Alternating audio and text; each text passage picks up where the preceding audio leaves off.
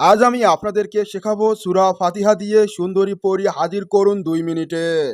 সূরা ফাতিহা শুধু কুরআনের প্রথম সূরা নয়, বরং এর ভেতরে লুকিয়ে আছে এক রহস্যময় শক্তি।